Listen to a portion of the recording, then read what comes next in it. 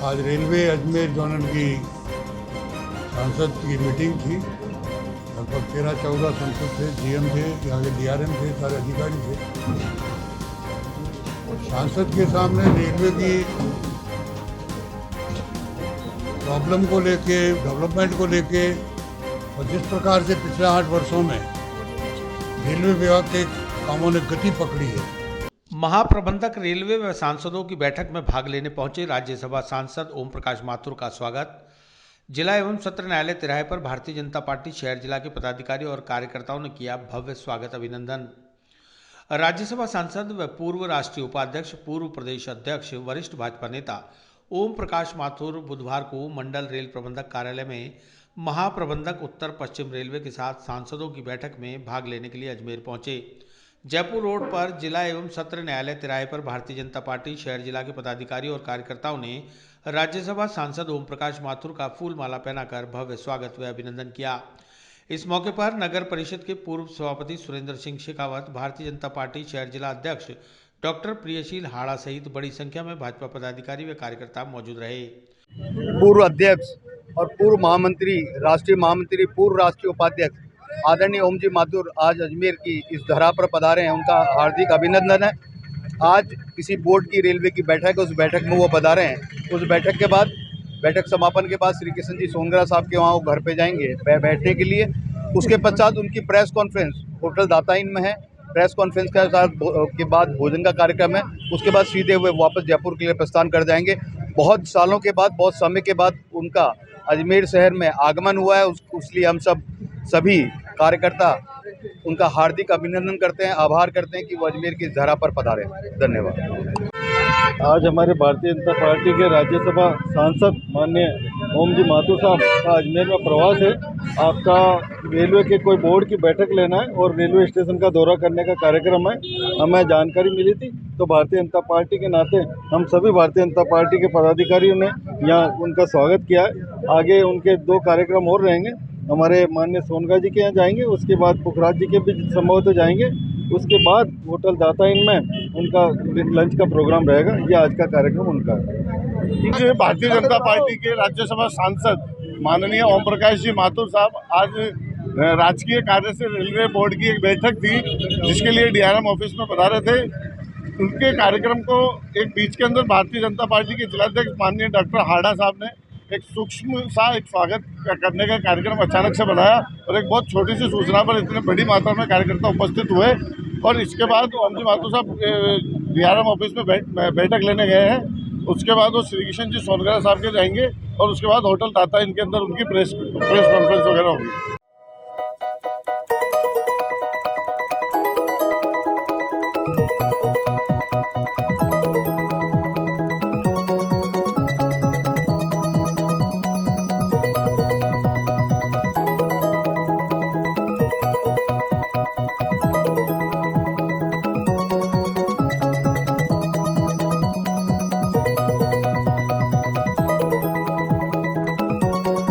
स्वागत के बाद सांसद ओम प्रकाश माथुर उत्तर पश्चिम रेलवे मंडल कार्यालय पहुंचे, जहां महाप्रबंधक के साथ मंडल के परिक्षेत्र में आने वाले सांसदों की बैठक हुई।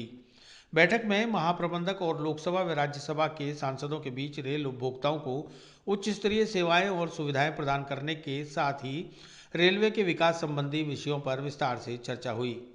इस बैठक में अजमेर सांसद भागीरथ चौधरी, चित्तौड़गढ़ सांसद सीपी जोशी, राजसमंद सांसद दिया कुमारी, साबरकांठा सांसद दीप सिंह राठौड़, भीलवाड़ा सांसद सुभाष चंद्र बहेड़िया, उदयपुर सांसद अर्जुन लाल मीणा, बांसवाड़ा सांसद कनकमल कटारा, जालोर सांसद देवजी मानसिंह राम पटेल, बनासकांठा सांसद परबत भाई पटेल, पाली सांसद ओम प्रकाश माथुर, साबरकांठा से रमीलाबेन व्यक्तिगत तौर पर मौजूद रहे, जबकि पाली सांसद पीपी चौधरी बैठक में ऑनलाइन शामिल हुए। इसके अलावा बैठक में उत्तर पश्चिम रेलवे महाप्रबंधक विजय शर्मा, मंडल रेल प्रबंधक नवीन कुमार परशुराम का सहित मुख्यालय के अन्य अधिकारी और कर्मचारी मौजूद रहे। रेलवे की बैठक में शामिल होने के बाद राज्यसभा सांसद ओम प्रकाश माथुर पूर्व मंत्री श्री किशन सोनगरा के निवास पर उनसे मुलाकात करने पहुंचे और इसके बाद श्रीनगर रोड स्थित होटल दाता इन में दोपहर का भोजन करने के बाद पत्रकारों से रूबरू हुए। उन्होंने वर्तमान राजनीति, विपक्ष की भूमिका, 5 राज्यों में चुनाव, रेलवे और पानी बिजली सहित अन्य मुद्दों पर पत्रकारों द्वारा पूछे गए कई सवालों के जवाब निष्पक्षता और बेबाकी से देते हुए अपनी बात रखी। इस पत्रकार वार्ता में सुरेंद्र सिंह शेखावत, डॉक्टर प्रियशील हाड़ा, मेयर ब्रजलता हाड़ा सहित कई पदाधिकारी मौजूद रहे।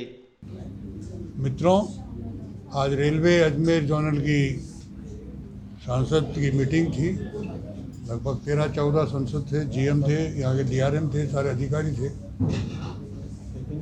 सांसद के सामने रेलवे की प्रॉब्लम को लेके, डेवलपमेंट को लेके और जिस प्रकार से पिछले 8 वर्षों में रेलवे विभाग के कामों ने गति पकड़ी है, उसका विश्लेषण प्रमुख रूप से जो डीएफसी बनी है उसकी जानकारी, इलेक्ट्रिफिकेशन हो रहा उसकी जानकारी, स्टॉपेज को लेकर के चर्चा और साथ साथ रेलवे के स्टेशनों का नवीनीकरण को लेकर के चर्चा, ट्रेनों को लेकर के चर्चा। लगभग 11 बजे से 2:15 बजे तक, 2:15 बजे तक हमारी मीटिंग रही है। अच्छी मीटिंग है। जब से बीजेपी की सरकार, आदरणीय नरेंद्र मोदी जी की सरकार बनी है, पूरे देश भर में ये तय किया है कि हर डीआरएम लेवल पर और जीएम लेवल पर साल में सांसदों के साथ बैठा जाए रेलवे विभाग के। उसी क्रम में पिछली बार जीएम के साथ पूरे राजस्थान के सांसद थे।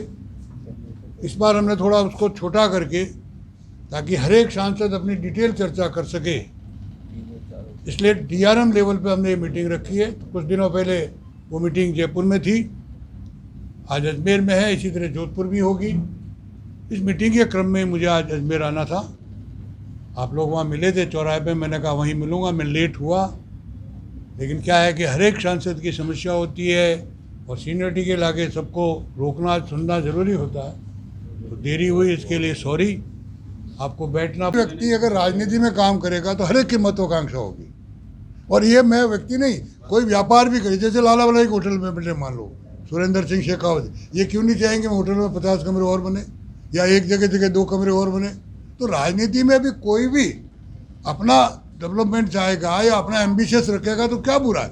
लेकिन मैंने प्रारंभ में एक प्रश्न के उत्तर में कहा कि हमारा नेतृत्व सेंट्रल पार्लियामेंट बोर्ड, अकेले मोदी नहीं, सेंट्रल पार्लियामेंट बोर्ड कर निर्णय करता है, और वो निर्णय ही सर्वमान्य होता है, जिसका उदाहरण आप समय समय पर देख चुके हो। अभी ताज़ा गुजरात में देखा आपने, आप सब लोगों की कल्पना से बाहर। तो ये सब चीज़ हमारे वो सेंट्रल निर्णय बोर्ड करेगा। अब जो कोई भी महत्वाकांक्षा बांट ले तो अच्छा है। ये तो सोचे कि हर के मन में हो रहा है कि मैं वहाँ पहुँच रहा हूँ, फिर आप लोग पहुँचा देते हो कुछ जगह। शक्ति प्रदर्शन करने का कोई महत्व नहीं है किसी के लिए, कोई महत्व नहीं, किसी कोई महत्व नहीं है शक्ति प्रदर्शन। मैं पहले भी कह चुका हूँ, कोई पद मिल जाए, कोई शक्ति प्रदर्शन करे, उससे ही कुछ हो जाएगा। वैसे तो बहुत लोग हैं हमारे यहाँ। मुद्दा नहीं बना उसका, हमारी गलती का है? हमारी नहीं गलती साहब। हाँ, मैं कहता हूँ ना, मैं क्यों कहूँ, है कि वो कह रही है ना, आपने कहा कांग्रेस बनाती है, हमने क्या? हाँ तो लगाओ ना आरोप। उनका असर कहाँ हो रहा है? उनको पता है क्या हो रहा है, जो उनको पता है कि डेवलपमेंट कितना हो रहा है। देखिए, मोदी जी ने एक मान के 2014 से पूरे देश की राजनीति को टर्न किया। जो देश की राजनीति गाँवों में, जाति में, भाषाओं में, नेतृत्व में फंसी हुई थी, नहीं, डेवलपमेंट की तरह गया सब। तो जहाँ हर एक को पसंद आने लगा है, गांव का व्यक्ति सोचने लगा है कि मेरे घर में ये आ रहा है, मेरे घर में ये हो रहा है, किसान को जो मिल रहा वो हो रहा, ये सारी चीज़ होने लगी। लेकिन फिर भी इतना होने के बावजूद भी विपक्ष का दायित्व है, वो कोई ना कोई विषय उठाएगा, चलेगा, वो पता लगेगा। हमको डराया जा रहा था किसान आंदोलन को लेके, पश्चिम यूपी में क्या होगा, बुंदेलखंड में क्या होगा, वो कल पता लग जाएगा आपको क्या होगा जो। तो ये विपक्ष का दायित्व है, और करे ना, जोर से करे। हम तो चाहते हैं और जोर से करे। हमारी कमी है, लोकतंत्र का यही तो महत्व है। नहीं तो लोकतंत्र किस बात का? लोकतंत्र का ये महत्व है कि वो जितनी कमियां निकाले, हमें कोई एतराज नहीं। जनता स्वीकार, देखिए इसका निर्णायक जनता होती है, वोटर्स होता है। वोटर्स का निर्णय करता है, उस पर हमारी बात निर्भर करती है। अटल जी के समय डीएफसी तय हुई थी, डेडिकेटेड पेट्रोलियम। पिछले 20-10 साल में एक पैसा नहीं दिया गया, और हम आते ही आपने देखा होगा दोहरीकरण हो रहा है, मीटर गेज से ब्रॉड गेज हो रहा है, इलेक्ट्रिफिकेशन हो रहा है और निर्णय हुआ, नरेंद्र मोदी जी की सरकार ने निर्णय किया है कोई भी नई लाइन इलेक्ट्रीफाई होगी, उसके बिना नई लाइन नहीं होगी। तो आपने देखा होगा जितनी नई लाइनें खींच रहे वो सारी की सारी इलेक्ट्रीफाई भी हो रही है। संगठन की बात करूँगा, प्रदर्शन नहीं करना चाहिए, सबको अपना जन्मदिन मनाने का अधिकार है, हर अलग अलग तरीके से मनाते हैं, इसलिए ये जन्मदिन का है और स्वाभाविक है। उससे पहले प्रदेश अध्यक्ष जी का भी था, ये तो इसको शक्ति प्रदर्शन नहीं मानना चाहिए। और हमारे यहाँ मान के चलो, चाहे कोई कुछ भी करे क्या करे, हमारा निर्णय एक व्यक्ति नहीं करता। हमारे यहाँ पार्लियामेंट बोर्ड बना हुआ है, सेंट्रल पार्लियामेंट बोर्ड, वो निर्णय करता है जिसकी आप कल्पना कर रहे हो, मैं पहले से बोल रहा हूँ। तो वो निर्णय पार्लियामेंट बोर्ड करेगा, लेकिन इसको मैं कतई शक्ति प्रदर्शन नहीं मानता। हर एक की अपनी आस्था है, कोई कहाँ मनाता है, कोई जैसे मैं गांव में जाके रहता हूँ, तो एक अपना अपना सबका जन्मदिन बनाने का तरीका होता है कि जो कोई ऐसा नहीं था कि उसी दिन पाने का मुद्दा था, ऐसा नहीं बोलना चाहिए अपने को। निश्चित रूप से आप जिनकी जहाँ आस्था हो, प्रेम हो, स्नेह हो, बुलाया हो, क्यों नहीं आएंगे। मैं यहाँ रेलवे के आया, आप मुझे वहाँ चौराहे पे मिला, मैंने कहा भाई यहाँ बात नहीं करेंगे, चलो वहाँ करेंगे, तो इसको कोई विषय थोड़ी मानना चाहिए, आपकी सुविधा के लिए आए। तो ये तो मन मिलने की बात है। और बहुत लोग उत्साहित हो सकता है कि जो नहीं गए वो बाद में मिलेंगे, जो बाद अभी गए वो वहाँ मिलेंगे, दोनों जगह जाएंगे, उसमें क्या दिक्कत नहीं। कल चुनाव के परिणाम आने वाले हैं, भाजपा कितनी उत्साह है? पूर्ण उत्साह में है।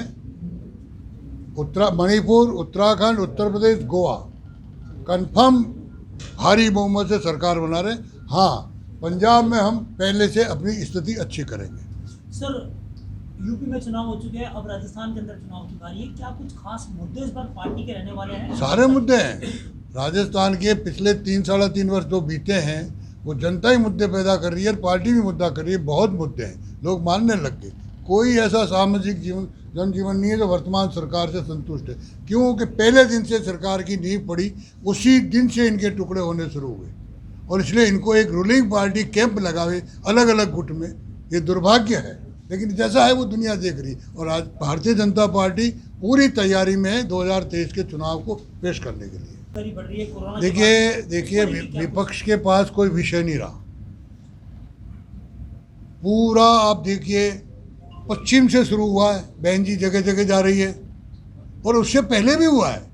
19 से पहले भी चंद्रबाबू नायडू ने हाथ खड़े किए थे जाके दक्षिण में, उनके पास कोई विषय नहीं बचा। तो कम से कम ये करो कि एक बार अपनी ताकत मंच पे खड़े होके सारे हाथ मिला के खड़े हो जाओ। क्या हुआ उसका? मोदी जी जो मैंने बताया कि डायरेक्ट पब्लिक के, और कितनी सुविधाएं दी है।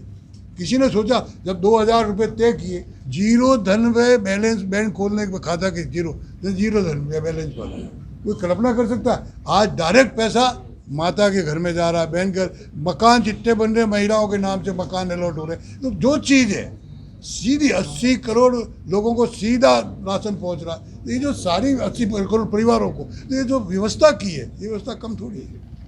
तो मोदी कोई भी इनके पास इसके अलावा क्या विषय? यूपी में कितना धूम मचाया, और कल आप लोगों में से किसी ने सर्वे दिखाया है एग्जिट पोल का। अब कल आप इंतजार करिए, कल का चेहरा है।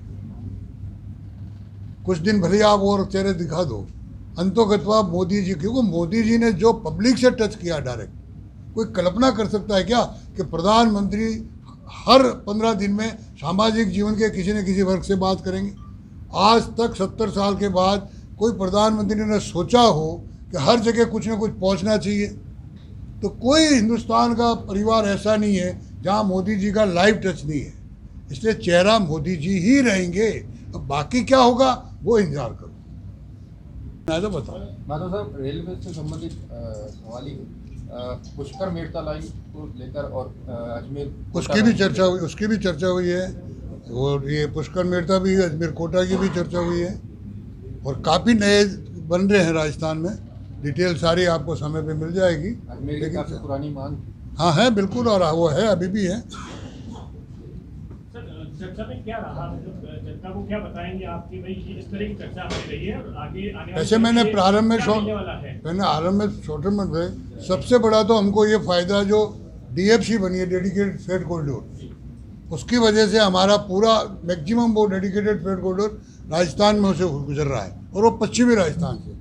तो हमारा व्यापारिक संबंध इससे बहुत बड़ा बढ़ जाएगा, और ट्रेनों का पैसेंजर ट्रेन भी बढ़ा दें। क्योंकि अगर आपने देखा हो तो पूरा मारवाड़ लगभग दक्षिण में कहीं ना कहीं बिजनेस में, नौकरी में, मजदूरी में जाता, उसका भी लाभ होने वाला है। और नवीनीकरण भी खूब हो रहा है, बहुत बड़ी मात्रा में। लगभग स्टेशनों, छोटे छोटे स्टेशनों पे लिफ्ट और एक्सीलेटर की सांसदों ने मांग की है। और नई जैसे मारवाड़ मामले की भी हुई है, जैसे अभी आपने पुष्कर मेड़ता की बताई, वो भी हुई है। ये सारी डिटेल चर्चा हुई है। अगर हमारी इतनी बात पहुँचे तो उनको विश्लेषण करना चाहिए।